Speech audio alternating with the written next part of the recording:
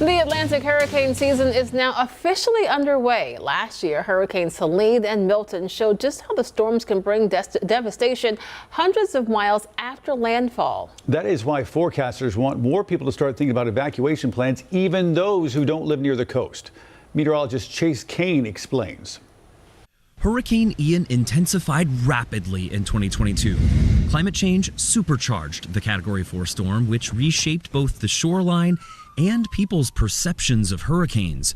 Florida State researchers found nearly half of evacuees left only hours before landfall, despite a remarkably accurate forecast from the National Hurricane Center. And I wish we would have evacuated even earlier than just the day or the hour, that morning of. So you feel like the communication about evacuations could have been better or different? Just a little better. And it really got down to the point where, okay, we were watching the news and said, mandatory to get out. The storm is headed right to us. Linda told me that warning from her local TV meteorologist is what nudged her family to leave, likely saving their lives because they returned to find their entire neighborhood leveled by Ian's storm surge. Things for me have changed. John Morales is a veteran meteorologist and hurricane specialist for NBC Miami. And because climate change is helping more hurricanes intensify more quickly, that's changing how he communicates with his viewers. One of these days, people may not prepare like they should because they'll see the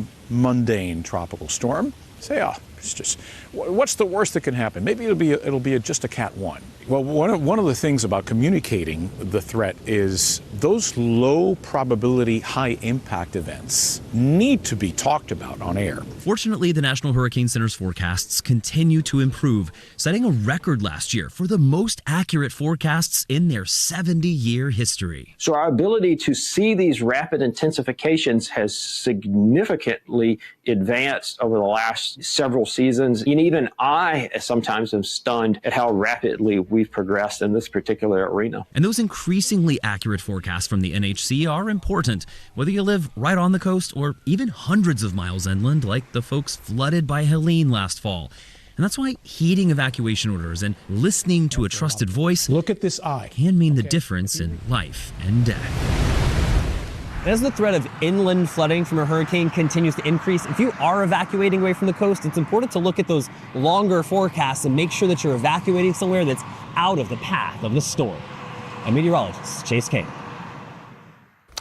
And one big goal by the National Hurricane Center that I've really seen over the last 3 years, because when they put out the prediction, they kind of say that what they would like people to do is that people in the inland areas to take these more seriously than just being on the coast. We saw it in Helene. What was the last image that we saw there? Boone. Right. And oftentimes, sometimes just even a tropical storm as it moves inland can promote a tremendous amount of tornadoes. I remember we had 37 tornado warnings here in our area alone from Tropical Storm Fred. So they just want people that as soon as these things move inland, just to not, oh, it's no big deal, it's just a tropical storm. I don't live near the beach or the coast. Yeah. Because you don't know the flooding, the tornado threat that can also come with that. So that's one thing that I pass on for the National Hurricane Center. But then here's their prediction for this year. I also want to show you an eerie correlation that I've seen from one of the worst hurricane seasons on record compared to what we have this year. So let's start with these three. So it's NC State, CSU, and the NHC, the National Hurricane Center, that are calling for anywhere from about 12 to 19 named storms. I know it's a wide range, but if you average it out, it is a little bit closer to about 8 hurricanes, and I think right in the middle about that 4 or 5 major hurricanes would be Category 3 or greater. So I'm looking at the data, and there's one thing that always stands out that directs how our hurricane season is trending, and that's with the Enzo cycle, or the El Nino Southern Oscillation.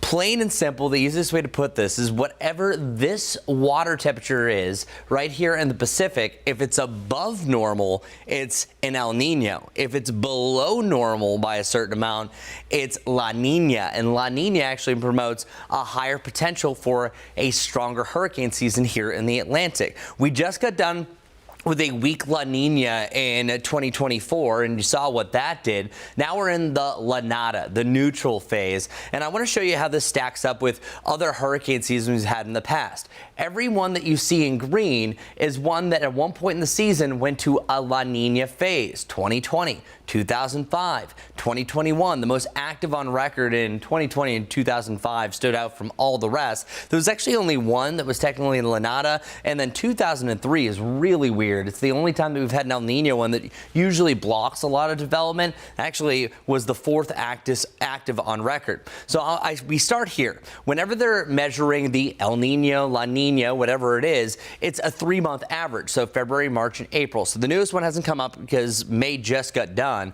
Well, right now, or the most recent estimate was around 0.2 degrees Celsius below normal. So that's a little bit closer to La Nina, but technically it's La Nada. Plain and simple, what I went through was since 1950, what year had the same temperature at this point in the season? And one stood out from all the rest. Multiple ones in the past, 1997, 2014, well below normal. We didn't reach our average of 14. 2017 was an exceptional year for the amount of storms that we had, but we had 6 major hurricanes, and there's some names that stand out from all the rest. We always have the saying, it takes just one. Well, 2017 actually had 3 with water temperatures, the way the status of the Enso cycle. This year is trending could be very similar conditions to what happened in 2017. Remember Hurricane Harvey? Hurricane Harvey was a really strong Category 4 that made landfall in Texas, caused $125 billion in damage, and also made a record. This is the most rain ever to come from a tropical cyclone in recorded history. Over 60 inches of rain fell around the Houston area with 68 direct deaths. Hurricane Irma, this one was a devastating one. 95% of the structures damaged on the island of Barbuda were destroyed. I've actually read articles that said the night that Barbuda died is when Irma rolled through, and they still haven't recovered to this date. And 6.7 million people lost power in Florida, one of the largest power outages in history. And also, winds were 185 miles per hour for 37 hours. That's the longest Category 5 duration that we've had in history. And then Hurricane Maria, one that Puerto Rico will never forget and still hasn't truly recovered from. Some people lost power for over a year. It was 100% power loss. Just really put in perspective what a type of setup that we have going forward has created in the past. So I'm not here to scare you. I'm just letting you know that things are starting to line up and history tends to repeat itself. So I just want to leave on that point. Of course, we're going to have a lot more coming up in our hurricane special. Now let's wrap this up with our near-term forecast. Nothing gloom and doom about this. 82 degrees. That's right today. That's actually the coolest temperature. Then we're close to 90 degrees on Saturday. As we continue through the week, 2 changes are on the horizon. One, it starts to feel a whole lot more humid, so enjoy the drier, more comfortable air while we have it. And then we also up our rain chances. So especially Saturday and Sunday, we'll have a good shot for scattered showers and storms to end the day and begin the evening.